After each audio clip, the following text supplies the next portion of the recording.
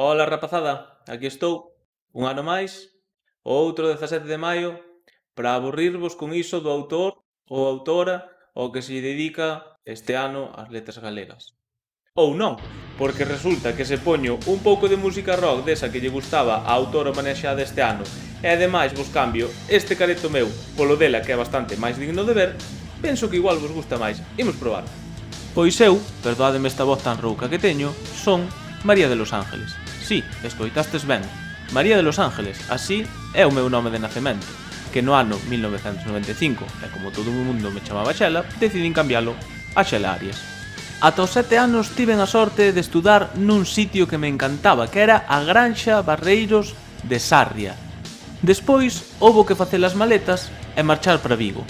Ali estudei no IES Castelao, pero en COU decidín parar para dedicarme a traballar na Editorial Xerais. Pero, sempre hai un pero nisto dos estudos, arrepentime e volvín a estudar. Fixen Filoloxía Hispánica, o que me permitiu ser profesora de ensino secundario.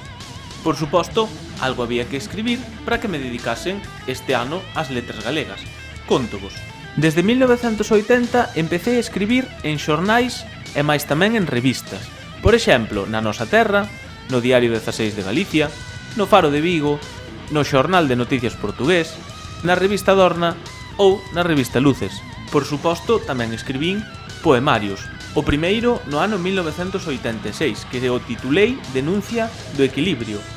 E, ollo, non quero ser fachendosa, pero é que con este libro cheguei a ser finalista do Premio Losada Diéguez. E este mesmo ano tamén ocorreu algo que me fixo moita ilusión, que é que ingresei na Asociación de Escritores e Escritoras Galegas. Despois, fun nai, e deixei escrita en Darío a Diario esta experiencia. E no 2003, o ano no que falecín, viu a luz tamén a miña obra Intemperiome. E por último, para despedirme, vouvos contar un segredo, que é que fun unha muller moi polifacética. Fixen traducións, escribín relatos e tamén colaborei ata cun grupo de rock. Xa vedes agora e entenderedes porque o voso profesor ao principio dicía que efectivamente me gustaba o rock. Un saúdo!